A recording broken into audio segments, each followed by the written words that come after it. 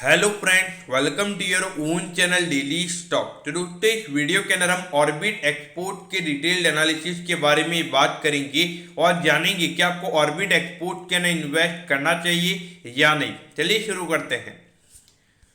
तो देखिए, सबसे पहले हम ये जानेंगे कि ये कंपनी काम क्या करती है। तो देखिए, ये जो कंपनी है ये टेक्सटाइल की जो मैन्युफैक्चरिंग होती है, यानी कि जो कपड़ा होता है उसकी मैन्युफैक्चरिंग का ये कंपनी काम करती है। और उसके अलावा जो विंड मिल पावर जनरेशन है वो ये कंपनी काम करती है।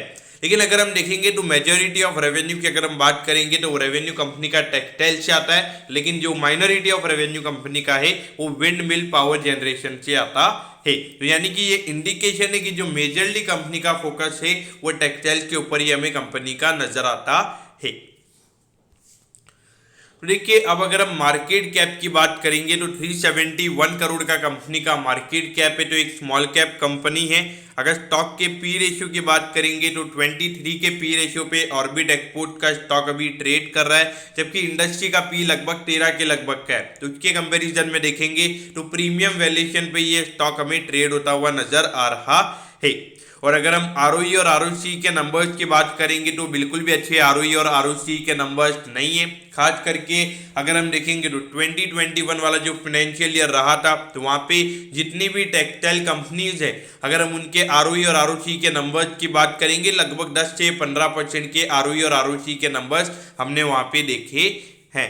अगर उसके अलावा अगर हम डेट की बात करेंगे तो अराउंड 48 करोड़ का इस कंपनी के ऊपर डेट है। तो देखा जाए तो डेट से रिलेटेड इतने ज़्यादा इश्यूज नहीं है, क्योंकि लगभग 80 to 90 करोड़ का रेवेन्यू कंपनी एक साल में जनरेट करती है। अगर प्राइस टू बुक वैल्यू की बात करेंगे तो ये नंबर अराउंड 2.02 टाइम्स पे है। तो अगर हम टेक्सटाइल सेक्टर के अंदर अगर हम देखेंगे तो ऑलमोस्ट हमें इतना ही प्राइस टू बुक वैल्यू का नंबर देखने को मिलता है, तो इनमें कुछ नया नहीं है। तो देखिए, अगर हम पिछले 4 साल से फाइनेंशियल ट्रेंड की अगर हम बात करेंगे तो देखिए यहाँ पे 3 करोड़ से रेवेन्यू का नंबर कंपनी का बढ़ा था और उसके बाद में 8 करोड़ से।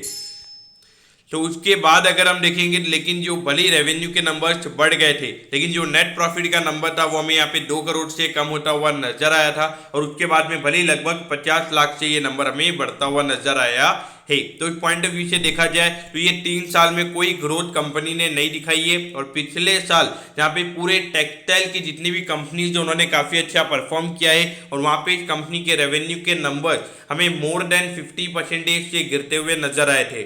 और अगर प्रॉफिटेबिलिटी की बात करेंगे तो नी के बराबर कंपनी ने नेट प्रॉफिट के नंबर्स को जनरेट किया था। तो देखा जाए तो कंपनी के जो फाइनेंशियल नंबर्स है वो हमें यहाँ पे बिल्कुल अच्छे नजर नहीं आते हैं। अब अगर हम यहाँ पे पिछले कुछ क्वार्टरली नंबर्स की अगर हम बात करेंगे तो ये देखिए, यहाँ पर 30 करोड़ से लेके 44 करोड़ का रेवेन्यू का नंबर कंपनी का हुआ था, और उसके बाद में फिर से रेवेन्यू के नंबर्स कम हो गए थे। फिर उसके बाद में 3 क्वार्टर्स तक लगातार जो रेवेन्यू के नंबर्स हैं वो हमें कंपनी के कम होते हुए नजर आए थे। फिर उसके बाद में कोविड की वजह से यहाँ पे प्रॉब्लम्स आ गई थी, तो वहाँ पे कंपनी ने 20 करोड़ के लगभग का पर क्वार्टर पे रेवेन्यू जनरेट किया था। लेकिन उसके बाद अगर हम देखेंगे तो उसके बाद भी अभी भी कंपनी इतना ज़्यादा रेवेन्यू जनरेट नहीं कर रही है। अगर प्रॉफिटेबिलिटी की बात करेंगे तो पिछले 3 क्वार्टर्स में अगर हम देखेंगे तो लगभग यहाँ पे 6 करोड़, ये 6 करोड़ और लगभग 11 करोड़ का जो नेट प्रॉफिट है वो कंपनी ने पिछले 3 क्वार्टर्स में जनरेट किया है। तो लगभग अगर हम 4 करोड़ के नेट प्रॉफिट पर क्वार्टर पर अगर मान के चलते हैं तो वहाँ पे लगभग 16 करोड़ का नेट प्रॉफिट कंपनी का हो सकता है। और वहाँ पर अगर हम पी रेशियोज की अगर हम बात करेंगे तो लगभग 23-24 का पी रेशियो कंपनी का आएगा, जो कि इंडस्ट्री के कंपैरिजन में हमें काफ़ी ज़्यादा नजर आता है। और देखिए, जो टेक्सटाइल में अगर हम देखेंगे जो कंपनी 10-15 के पी रेशियो पे ट्रेड कर रही है, तो वहां पर अगर हम देखेंगे तो उन्होंने जो काइंड ऑफ ग्रोथ उन्होंने दिखाई है तो वैसी ग्रोथ हमें ऑर्बिट एक्सपोर्ट में बिल्कुल भी देखने को नहीं मिल रही है। अब अगर हम यहाँ पे प्रमोटर्स की होल्डिंग के बारे में अगर हम बात करेंगे तो देखिए, यहाँ पे प्रमोटर्स ने सितंबर 2019 में अपनी होल्डिंग को बढ़ाया था, फिर उसके बाद में उन्होंने फिर से होल्डिंग को बढ़ाया था, और मार्च 2020 में भी उन्होंने अपनी होल्डिंग को बढ़ाया था। देखिए, लगातार यहाँ पे उनकी होल्डिंग बढ़ी थी। अभी दिसंबर 2021 में भी उन्होंने 0.04% से अपनी होल्डिंग को बढ़ाया है। लेकिन अगर हम डीआईएक्स की बात करेंगे तो पहले नी के बराबर उनकी होल्डिंग थी। मार्च 2020 में उन्होंने पूरा अपना होल्डिंग को सेल कर दिया था। तो यहाँ पे उनकी कोई होल्डिंग नहीं है अभी। और अगर हम अभी देखेंगे तो अभी पूरी जो होल्डिंग है वो हमें यहाँ पे एट दी एंड जो रिटेल इन्वेस्टर्स हैं उनके पास, यानी कि जो जनरल पब्लिक है उनके पास हमें यहाँ पे इस कंपनी की होल्डिंग नजर आती है।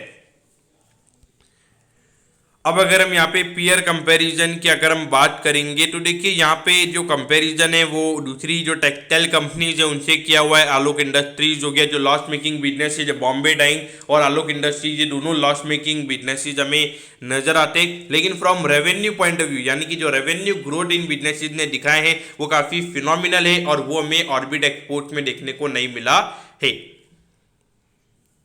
अब देखिए 135 पे ये स्टॉक अभी ट्रेड कर रहा है। अपने ऑल टाइम हाई से अगर हम देखेंगे तो मोर देन 20% ये स्टॉक ऑलरेडी गिर चुका है। तो वहां पर अगर हम देखेंगे तो मेरे ख्याल से अगर देखा जाए तो बिजनेस के अंदर कुछ ऐसा नया मुझे नजर नहीं आया है। इसके अलावा काफ़ी अच्छी कंपनी जो एक अच्छे वैल्यूएशन पर अवेलेबल है और उसके अलावा जो ग्रोथ उन्होंने दिखाई है तो उस पॉइंट ऑफ व्यू से देखा जाए तो लॉन्ग टर्म के लिए मेरा टोटली यहाँ पे अवॉइड करने का ही सजेशन रहेगा। अगर शॉर्ट टर्म की अगर हम बात करेंगे तो देखिए शॉर्ट टर्म में थोड़ा मोमेंटम वगैरह देखने को मिला था, लेकिन वो मोमेंटम भी हमें भी थोड़ा कम होता हुआ नजर आता है। तो शॉर्ट टर्म के लिए भी टोटली अवॉइड करना ही सही रहेगा। तो मेन रीजन क्या है अवॉइड करने का लॉन्ग टर्म के लिए? देखिए मार्केट में काफ़ी अच्छी अपॉर्चुनिटीज अवेलेबल है और ग्रोथ थोड़ी अवेलेबल है, जो कैपेक्स अच्छे से कर रही है कंपनीज। तो उस पॉइंट ऑफ व्यू से देखा जाए तो उसके लिए मैं इसको यहाँ पे उसके लिए मैं इस स्टॉक को यहाँ पे ना बोलूंगा। तो दोस्तों मैं होप करता हूँ कि आपको ऑर्बिट एक्सपोर्ट के डिटेल्ड एनालिसिस के बारे में आपको सब कुछ पता चल गया होगा। अगर आपकी कोई भी क्वेरीज है आप कमेंट कीजिए, मैं जरूर आपके कमेंट पर रिप्लाई करूंगा। ओके दोस्तों, thank you, have a nice day.